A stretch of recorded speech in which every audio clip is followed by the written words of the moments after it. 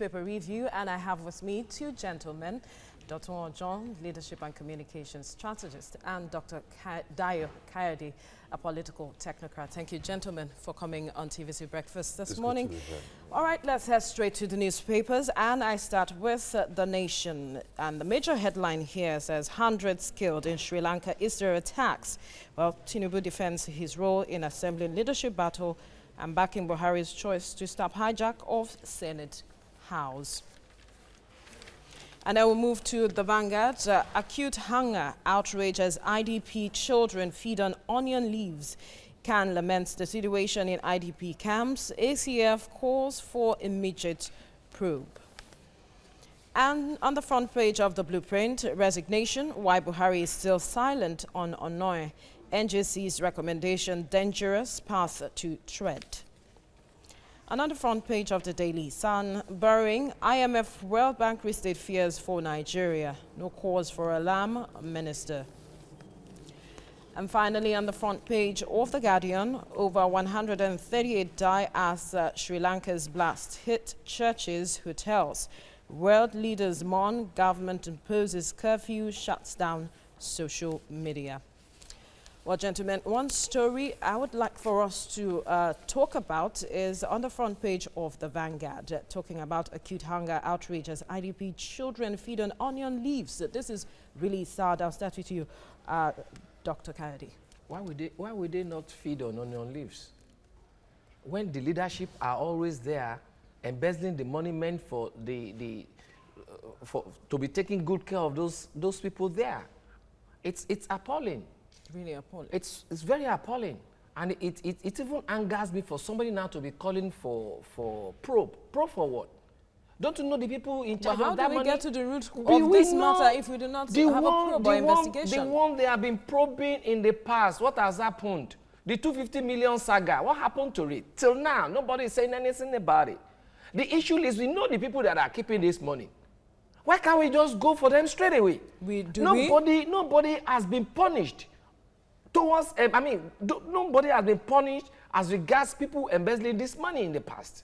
So people will keep on embezzling. They know that they will take them to court. But let's bring Dotun in now. When it comes to effort, we've seen international organizations even work in tandem with the state governments to ensure that there are provisions made for the IDPs. But here we are getting a report saying they are feeding on onion leaves, looking for substitutes for food that they say, according to the IDPs, that food is not enough. Yes, if you do not address the issues that become habit, they will graduate to become the culture of the people.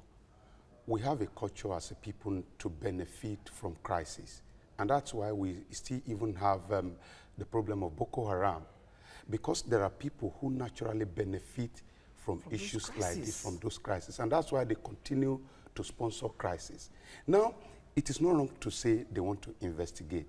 But again, we should not end it at the realm of investigation. We should take a step further so that we continue to discourage the people from this culture of benefiting. What would be the step to be taken that would serve as a discouragement? Once you investigate, first make your report public. Let everybody know that this is exactly what has gone wrong.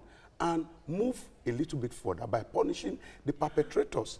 So it is when you do that you are trying to discourage other people from actually behave in that certain way. So why we have crisis in Nigeria today, we all grew up in the 80s in Nigeria, and we know how lovely Nigerian people can be. But suddenly, because there are people that are sponsoring crisis, because they benefit from it, you continue to see crises like this. Now, some have said that this is a reflection of how much value we place on people, the lives of Nigerians. Listen to me.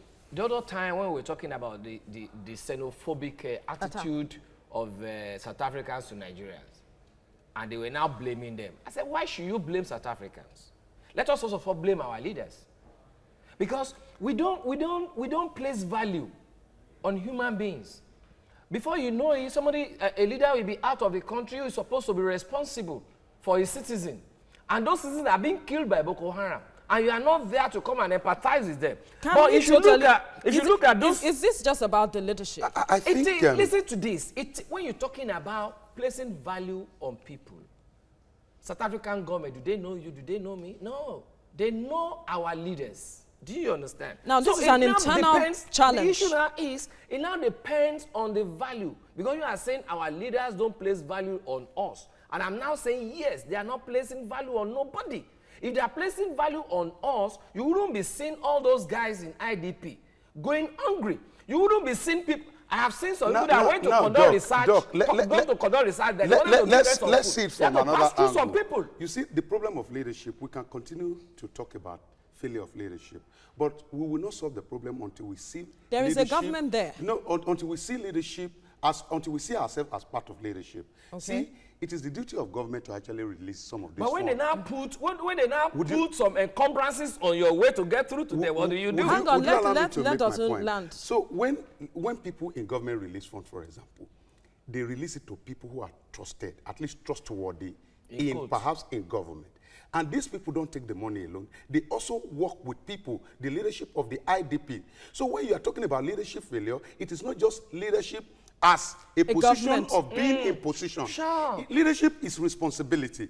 And at every level, if you do not attach value to my life in traffic, then you are still going to do same when you become a governor. Exactly. So the leadership failure we talk about is problem? Even from our own level.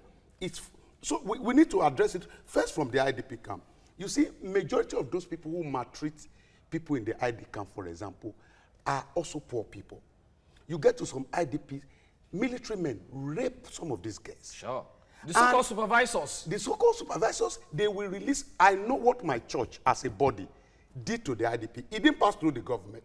We shipped clothing materials down to the IDP. I say, there's a good item. When you have good item, and when you get there, you still discover that the leadership, most of the times, of the people there, not necessarily even the people in government, we still continue to shortchange the people. So leadership failure in Nigeria is not just a failure of people in position, but general capacity collapse as a people. Do you know, as a group, we went to conduct some research there.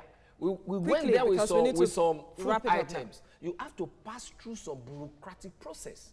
And those people are now... Of people who are not necessarily in government. Perhaps for security reasons. Perhaps for security reasons. But they now take all those things. We have to leave it at this point now, gentlemen. But thank you so much for your contribution on the paper review this morning. You're watching TVC Breakfast, and we're streaming live on YouTube. You can connect with us on Twitter using the hashtag TVC Breakfast.